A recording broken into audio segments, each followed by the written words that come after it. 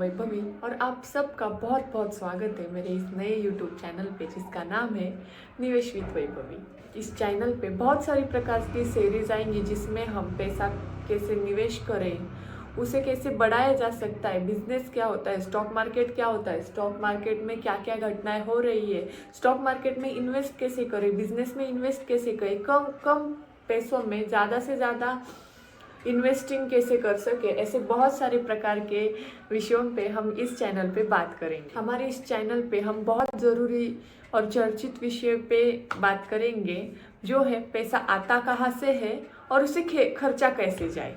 Number 1, नौकरी। नौकरी यानी कि जॉब, जहाँ आप किसी भी एक पर्टिकुलर कंपनी में एक पर्टिकुलर टाइम बेस पे काम करते हो और उसके बदले में कंपनी आपको महीने के एंड में मतलब मंथ एंड में आपको एक सर्टेन अमाउंट देते हैं जिसको हम सैलरी बोलते हैं। Number 2, business. बिजनेस मतलब जहाँ आप आपके खुद का इन्वेस्टमेंट में कोई तो एक अच्छा सा सेटअप डाल के अपने खुद कस्टमर अरेंज करके अपनी इन्वेस्टमेंट करके एक बिजनेस स्टार्ट करते, एक मॉड्यूल स्टार्ट करते जिसको हम बिजनेस बोलते हैं, जहाँ का एम्प्लॉयमेंट आप चेक करेंगे, जहाँ का सैलरी बेस आप चेक करेंगे, जहाँ आपको कोई सैलरी देने वाला नहीं होता है लेकिन आप किसी और को सैलरी देंगे, उसको बिजनेस बोलते हैं। Number 3, investment. इन्वेस्टमेंट मतलब जहाँ आप पैसे के लिए नहीं लेकिन पैसा आपके लिए काम करता है। जैसे एक सर्टेन अमाउंट आपने म्यूचुअल फंड में निवेश की या फिर स्टॉक मार्केट में निवेश की और आपने किसी भी फिजिकल एक्टिविटी के बिना आपको उधर से एक सर्टेन अमाउंट का पेबैक आ रहा है, उसको हम लोग इन्वेस्टमेंट से पैसा कमाना। अब हम बढ़ते हैं हमारी दूसरी सेगमेंट की तरफ जिसको हम पैसे कैसे बनाएं और उसको कैसे मैनेज करें, इसके बारे में हम लोग थोड़ा सा बात करेंगे। तो उसमें सबसे पहला आता है बजट बनाना।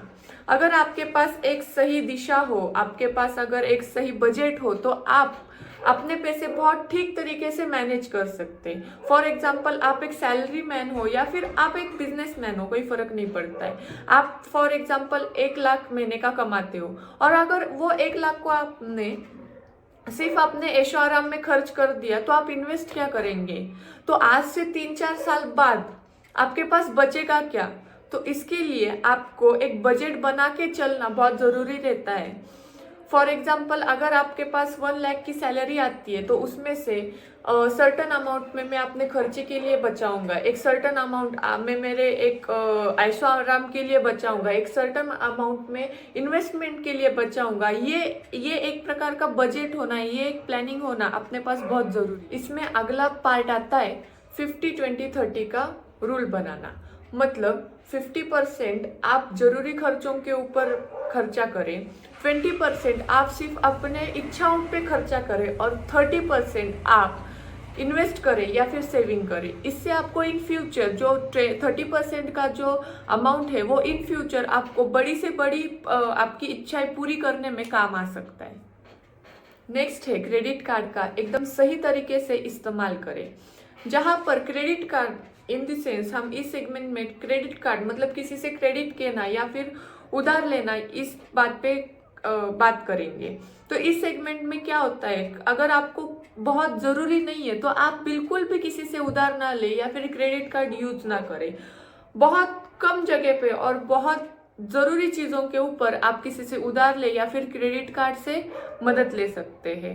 मतलब आपके ऊपर अमूमन खर्चा नहीं होगा और आपके ऊपर बिल्कुल भी कर्जा नहीं होगा जिसकी आपको ज़रूरत नहीं थी या फिर जिसकी आपको ज़रूरत है आप उतना ही पेमेंट लेंगे और जब आपको आपके पास जिसके लिए आपने पेमेंट लिया था वो पेमेंट आ जाएगा तो आप बराबर जाके उधर वो आपका जो भी लेन देन है वो समाप्त कर सकते हैं। लेकिन वही टाइम पे अगर आपने अपने खर्चों के लिए या फिर अपनी इच्छाओं के लिए किसी से उधार लिया या फिर क्रेडिट कार्ड लिया तो उस इन्वेस्टमेंट से आपको कुछ आने वाला तो नहीं है, आपको कुछ रिटर्न्स नहीं है, तो आप वो खर्चा या फिर आप वो क्रेडिट कैसे चुकाएंगे, इसके बारे में भी हमको सोचना चाहिए। तो दोस्तों, आज हमने सीखा पैसे कैसे कमाए, कैसे बचाए और कैसे बढ़ाए।